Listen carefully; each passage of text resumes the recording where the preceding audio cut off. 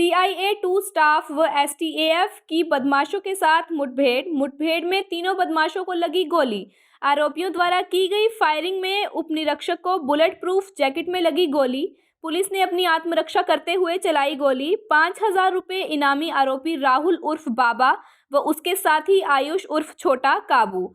गोली लगने से 55,000 रुपये इनामी आरोपी दीपक उर्फ फुर्तीला की उपचार के दौरान मौत। राहुल उर्फ बाबा व आयुष उर्फ छोटा PGIMS में उपचाराधीन। तीनों आरोपियों के खिलाफ दर्ज हैं आपराधिक मुकदमे। Rohtak superintendent of police Shri Narendra Bijaniya sir के नेतृत्व में हमारा क्राइम टीम्स जो क्राइम्स हो रहा है रोहतक में उसको त्वरित गति से डिटेक्ट करने में काम कर रहे थे। उस काम में ये भी पार्ट था कि जो सितंबर 19 में बलियाना मोड़ पे लिकर शॉप पे जो ट्रिपल मर्डर हुआ था उसका अक्यूज्ड को नैप करने में भी प्रयास हमारा क्राइम टीम्स का और STF का जारी था। और इस प्रोसेस में हमारा CIA-2 रोहतक टीम को ये सूचना मिला कि उस केस में जो अक्यूज्ड है IMT थाना का क्षेत्राधिकार में एक पल्सर बाइक में 3 लोग विद वेपन्स दिखाई दिया और वो किसी भी वारदात को अंजाम दे सकते हैं। और इनका जो क्रिमिनल हिस्ट्री है वो हमारा रेडर में था। जो उसमें एक का नाम था दीपक फुर्तीला जो जिसके खिलाफ अराउंड 19 केसेस रजिस्टर्ड है और यूपी का इनाम अराउंड 50,000 था और हरियाणा स्टेट का 5,000 रुपीज़ था। और राहुल बाबा के खिलाफ अराउंड 10 मुकदमे रजिस्टर्ड है और उसमें आयुष नाम का एक व्यक्ति भी है जिस पे 3 मुकदमे रजिस्टर्ड है। और राहुल बाबा के ऊपर अराउंड 5,000 रुपीज़ का रोहतक पुलिस का भी इनाम है।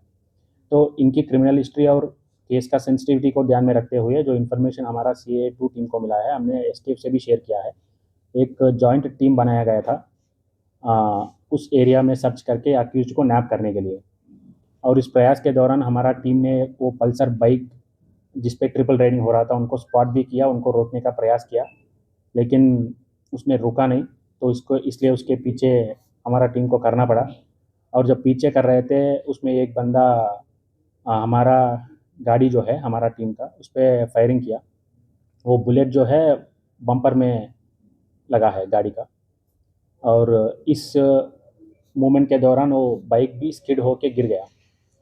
तो वहाँ से हमारा टीम जब नीचे उतरा हमारा एक सब इंस्पेक्टर के ऊपर भी फायरिंग हुआ। Fortunately sub inspector bullet proof jacket पहना था तो इसलिए उसका जान को कोई नुकसान नहीं हुआ।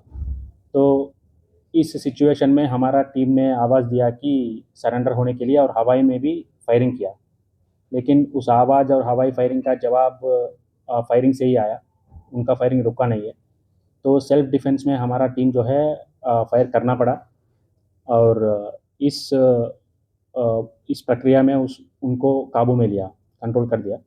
तो जब कंट्रोल कर दिया वहाँ जाके देखने के बाद यही लोग मिला कि राहुल उर्फ बाबा, दीपक फुर्तीला और आयुष उर्फ छोटू, और बुलेट भी लगे थे और उनके पैर में और ब्लीडिंग भी हो रहा था। तो तुरंत उनको वहाँ से हॉस्पिटल में शिफ्ट किया गया PGIMS थाने में, PGIMS हॉस्पिटल में। और वहाँ इलाज के दौरान दीपक फुर्तीला का मौत हुआ और बाकी दोनों का कंडीशन अभी स्टेबल है।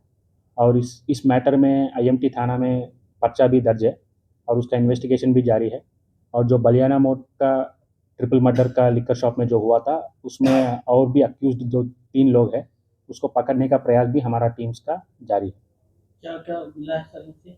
तो इनसे इसने जो जिस वेपन्स यूज़ करके हमारा टीम पे फायरिंग किया 3 वेपन, क्या 3 वेपन मिला और एक पल्सर बाइक वहाँ जो जिसमें जा रहा था वो पल्सर बाइक उधर ही गिर गया था। शरीर पे जो आपराधिक रिकॉर्ड है और इनके ऊपर अवार्ड भी लिखा गया था। हाँ, इसमें जो 3 लोग कल इस इवेंट में इन्वॉल्व था, एक था दीपक फुर्तीला जिसके ऊपर 19 केसेस हमारा सामने आया कि रजिस्टर्ड है और यूपी पुलिस का 50,000 रुपीज़ इनाम है और रोहतक पुलिस का 5,000 रुपीज़ इनाम है। और उसमें दूसरा व्यक्ति है राहुल उर्फ बाबा, उनके ऊपर अराउंड 10 केसेस रजिस्टर्ड है और 5,000 रुपीज़ का रोहतक पुलिस का इनाम है।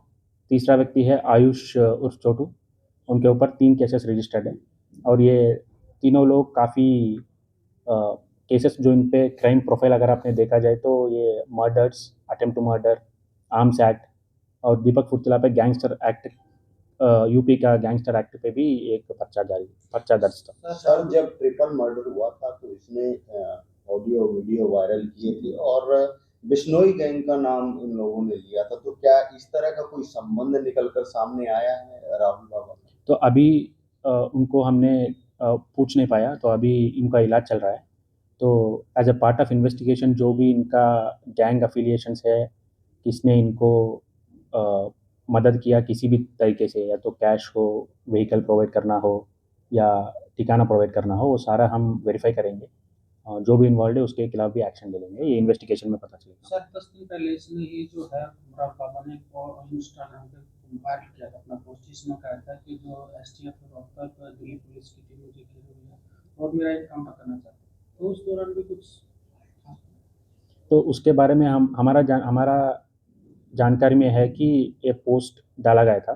तो अभी ये इन्वेस्टिगेशन का मैटर है कि किस टाइम पे डाला गया, किस अकाउंट से डाला गया और उसका डिटेल्स कहाँ से डाला गया, ये भी हम as part of investigation prove करेंगे।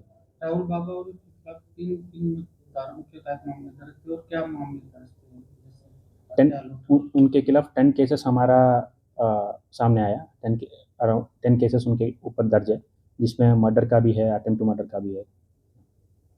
सर आजकल जो ट्रेंड सा बन गया है, जो बदमाश टाइप के लोग हैं वो गैंगस्टर के नाम पर धमकियां दे रहे हैं, खासकर बिश्नोई गैंग को लेकर के लोगों को टारगेट करते हैं और जहां भी क्राइम करते हैं तो बिश्नोई गैंग का नाम ले देते हैं। तो इस तरह की चीजों को किस तरीके से बात किया जाए?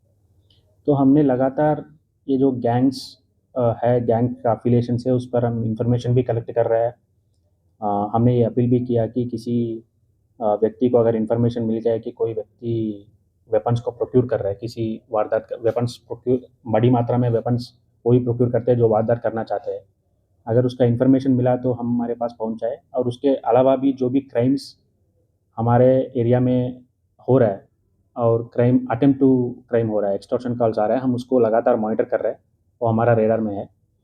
तो उस पर हमारा क्राइम टीम्स काम कर रहा है। उस काम करने के दौरान ही हमारा टीम को CIA2 रोहतक और STF को ये सफलता मिला है।